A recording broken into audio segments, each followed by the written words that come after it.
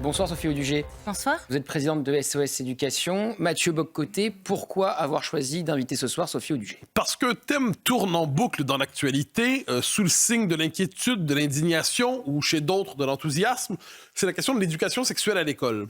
Et c'est une question assez imprécise parce que qu'entend-on par là? Or, SOS Éducation sort dans les prochains jours une étude sur la question de l'éducation sexuelle à l'école, alors aussi bien en savoir plus. Sophie Audugé, bonjour. Bonjour.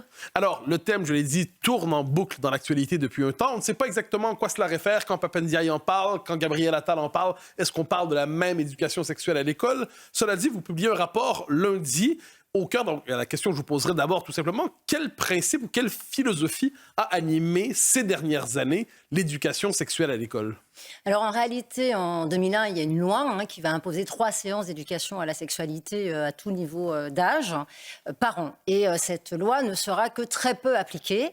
Et puis, des associations militantes, notamment SOS Homophobie, le planning familial et SIDAction, vont annoncer, attaquer l'État pour la non-réalisation de ces interventions en fait, dans les classes.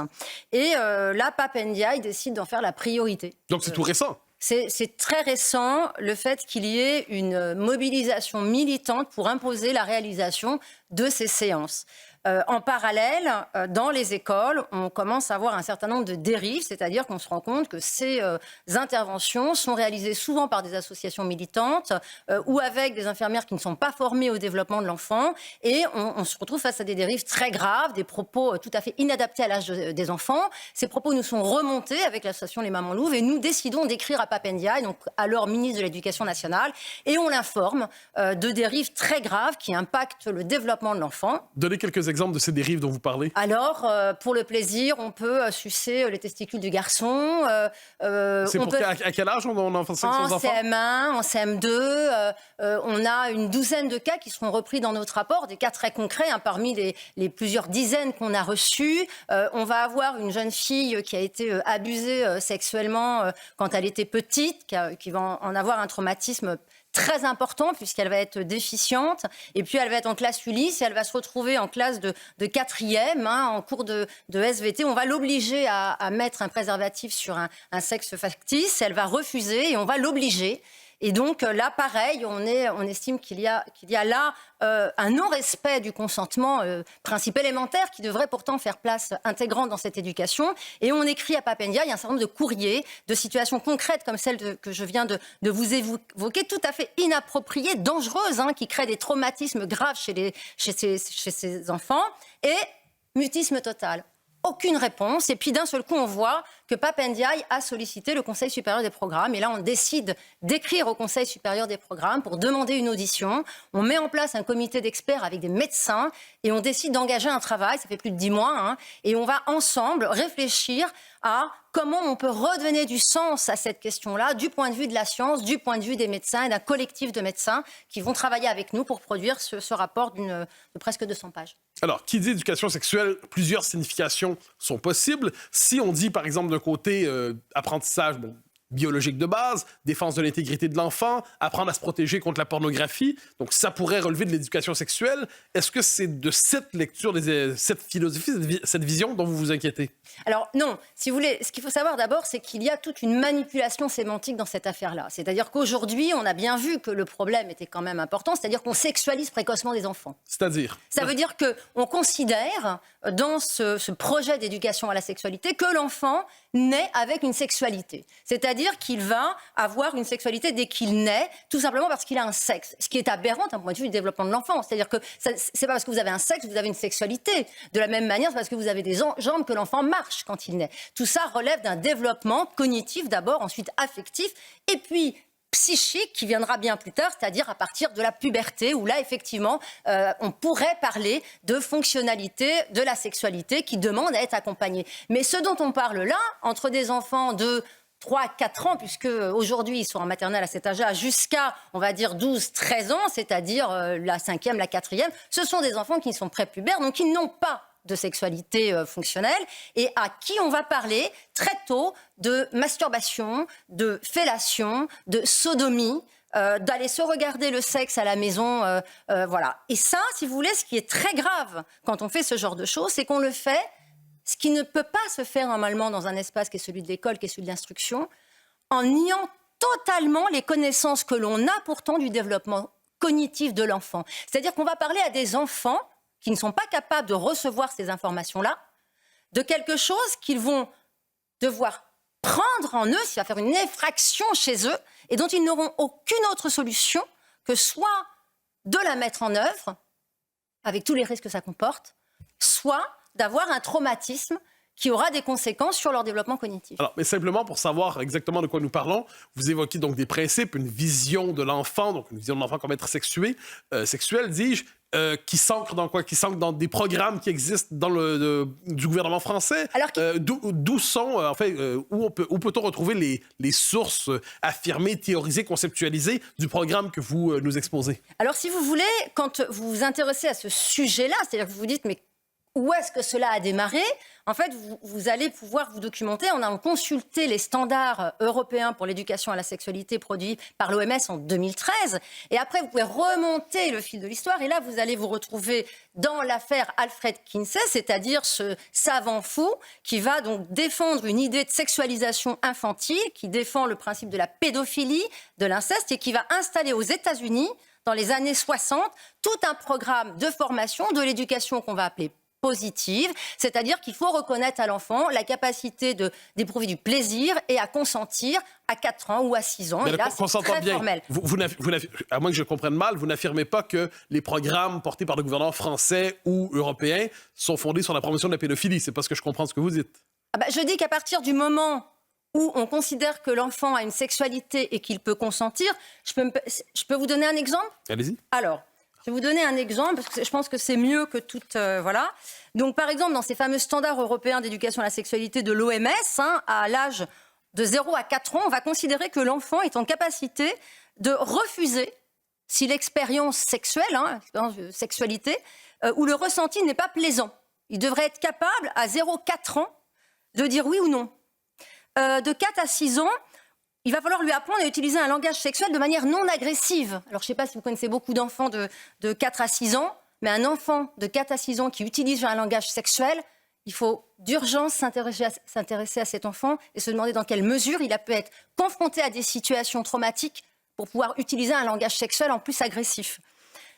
Comprendre que les sensations liées à la sexualité, toujours entre 4 et 6 ans. Vous me citez quel document exactement ici? Les standards européens pour l'éducation à la sexualité de l'OMS. Mais qui sont pas ceux dont se réclame le gouvernement français explicitement. Qui sont signés par le gouvernement français, qui est un contributeur de l'OMS, c'est le 12e contributeur financier de l'OMS, et qui sont cités dans un certain nombre de documents officiels, directement ou indirectement.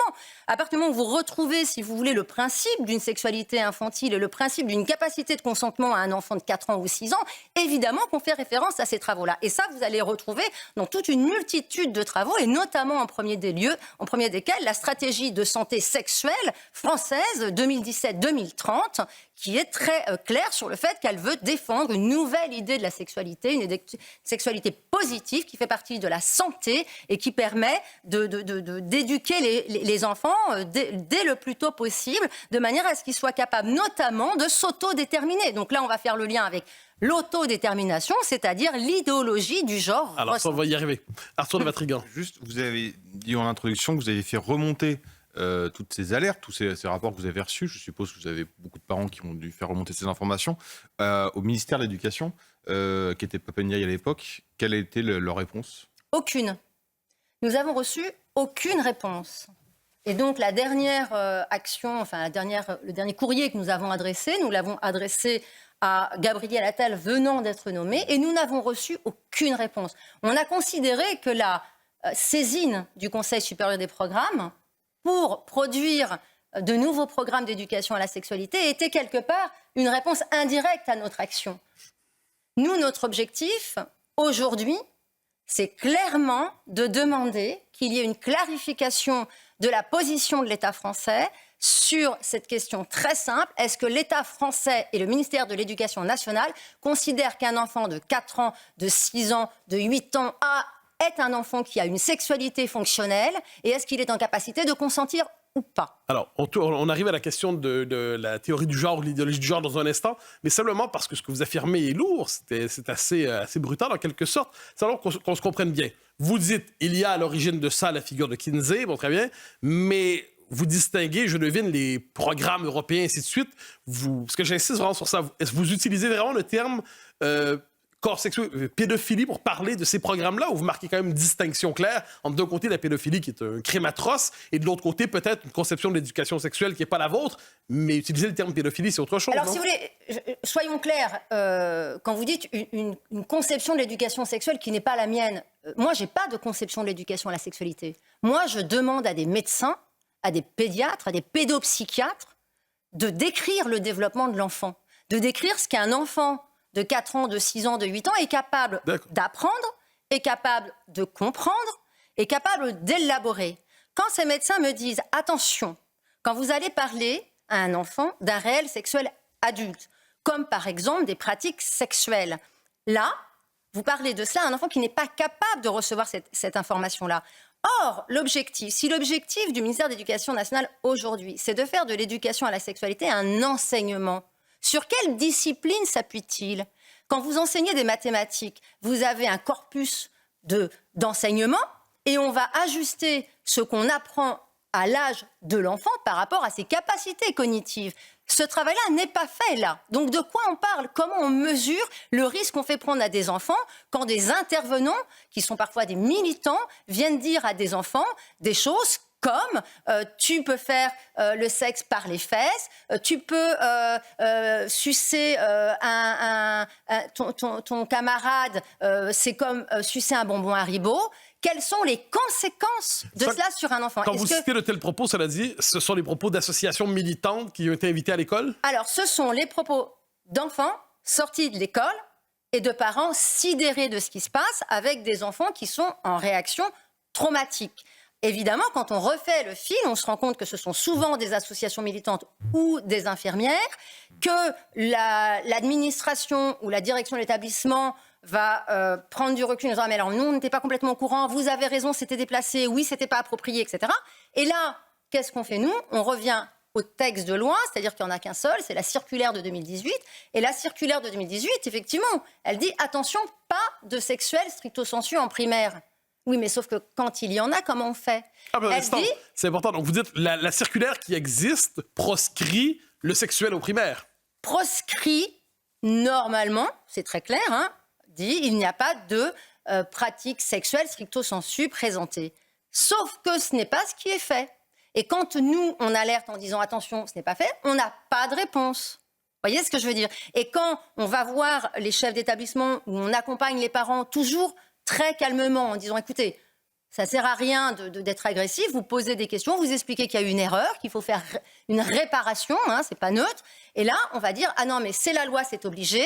On demande est-ce que le personnel pédagogique qui est obligatoire normalement en binôme était là? Ah ben non, il n'était pas là. Il n'y a aucun système de contrôle. Alors, on parlait de la technocratie depuis une semaine sur l'agriculture, mais on a le même problème dans l'éducation, c'est-à-dire cette technostructure. Vous avez une myriade de structures départementales, nationales, etc., qui sont censées vérifier, organiser les choses, mais il n'y en a pas une qui contrôle, si vous voulez. Et là, les agriculteurs disent effectivement, on marche sur la tête, ils mettent les panneaux de ville à l'envers, mais là, c'est la tête des enfants qu'on met à l'envers. Et quand vous alertez sur ce genre de choses, personne réagit, personne répond. Et il faut aussi dire, et vous avez parlé de la guerre actuellement, la fausse guerre, Stanislas, hein, mais la réalité dans tout cela, c'est que l'école aujourd'hui qui fait ce genre de choses, si vous voulez, c'est stratégie pas de vague. Hein. On n'en parle surtout pas, on fait pression sur les parents. Certains parents d'ailleurs n'osent rien dire parce qu'ils ont peur que finalement ça se retourne contre leur enfant. Je crois que là il y a une vraie question, c'est-à-dire est-ce qu'aujourd'hui en France, le ministère de l'Éducation nationale, alors que la France vient de décrocher au classement PISA, est-ce que la priorité c'est l'éducation de la sexualité des enfants prépubères, c'est-à-dire avant la 5e? Arthur de Vatrigan. Donc c'est des propos tenus par des associations au sein d'écoles, des propos qui ont été rapportés par des enfants et des parents. Ces associations, quelles sont-elles? Est-ce que ce sont des des directeurs d'école ou directrices d'école qui choisissent les associations, ou ce sont des associations qui sont habilitées par l'État, par le ministère, et donc c'est-à-dire que le ministère de l'Éducation nationale cautionne que ce soit ces associations qui interviennent dans les écoles. Alors absolument, les associations doivent normalement avoir un agrément soit du ministère de l'Éducation nationale, soit au niveau national, soit un agrément académique. Mais la vérification n'est pas systématiquement faite. Il y a des associations qui interviennent. On n'a aucune preuve que l'agrément a été obtenu. Et de toute manière, il y a un voile, si vous voulez, sur ce qui se passe systématiquement. Donc la vraie question, c'est de savoir pourquoi il faut obligatoirement éduquer à la sexualité, parce que la circulaire, c'est pas la vie affective et relationnelle, c'est pas ça le terme de la circulaire, c'est éducation à la sexualité. Donc pourquoi il faut une circulaire d'éducation à la sexualité pour des enfants de primaire? La vraie question est là. Et c'est ce qu'on attend du Conseil supérieur du programme. Est-ce qu'enfin il va reconnaître que oui, un enfant prépubère n'a pas à être éduqué dans un cadre scolaire, c'est-à-dire dans un cadre où il y a une autorité, dans un contexte de séance où il lui est imposé de parler de sexualité par une personne ayant autorité sur lui. Il nous reste environ 2 minutes 25, dis-je. La question du genre est une question aussi présente à l'école. Donc, vous parlez d'un côté de l'éducation à la sexualité. De l'autre côté, est-ce qu'on peut voir des dérives aussi autour où on invite les jeunes, par exemple, à se questionner sur leur identité de genre et tout ça? Ça fait partie dont vous vous inquiétez? Si vous voulez, c'est tout le système de l'éducation à la sexualité, d'ailleurs repris par les standards de l'OMS, sont sur ce fondement-là. C'est-à-dire qu'il n'y a pas de réalité de sexe biologique. Le sexe est un organe qui doit produire un plaisir individuel. Et tout ce qui est activité sexuelle est par principe bonne pour la santé. Voilà. Donc ces préceptes-là, si vous voulez, sont détaillés dans toutes les formes possibles. Voilà. Et donc, tous les manuels, aujourd'hui, le moindre manuel de SVT présente le sexe assigné à la naissance, ce qui n'a aucun sens. Personne n'assigne un sexe à la naissance. Sexe, c'est une réalité biologique. Et c'est une réalité biologique. Alors, on commence à le redécouvrir aujourd'hui. Il y a des articles scientifiques qui commencent à ressortir pour expliquer que, oui, il y a quand même une différence entre les hommes et les femmes. Il y a une différence de sexe. Il y a une différence biologique. Il y a une différence de rapport à la maladie. Nous n'avons pas les mêmes maladies. Nous n'avons pas les mêmes résistances. Donc ça, c'est aujourd'hui en train de revenir par la science. Mais il faut impérativement que l'éducation nationale se repositionne très vite sur qu'est-ce que la science et non pas sur des idéologies mortifères qui font en plus des bénéfices à une industrie qui est celle de la pornographie, bien sûr. Il nous reste environ 1 minute. Donc, juste pour clarifier votre propos, vous me dites si je le comprends bien. D'un côté, il y a des normes européennes qu'on peut interpréter de différentes manières. De l'autre côté, il y a des associations militantes. De l'autre côté, il y a une circulaire gouvernementale qui dit pas d'éducation, pas de sexe, autrement dit, pour le primaire globalement. Donc, j'ai l'impression que vous me présentez ça moins à la manière de l'espèce d'intention forte ou de plan, de guillemets, que vous me présentez un tableau assez anarchique, c'est-à-dire différentes influences s'entrecroisent, s'entrechoquent, et vous demandez, si je comprends bien, moins de congédier telle ou telle politique que de clarifier ce qui se passe. C'est ce que je comprends? Oui, nous, on demande très clairement que le ministre de l'Éducation nationale prenne une position claire sur il n'y a pas de sexualité infantile, donc il n'y a pas d'éducation à la sexualité pour des enfants prépubères, bien sûr, et de réorienter, là par contre, je reprends votre formule, l'éducation dite à la sexualité qui deviendra sans doute l'éducation à la vie affective et relationnelle pour les adolescents, qui sont une population à risque aujourd'hui, avec une surexposition à la pornographie, des comportements sexuels très violents, dus à une surconsommation de pornographie avérée dans un certain nombre d'études.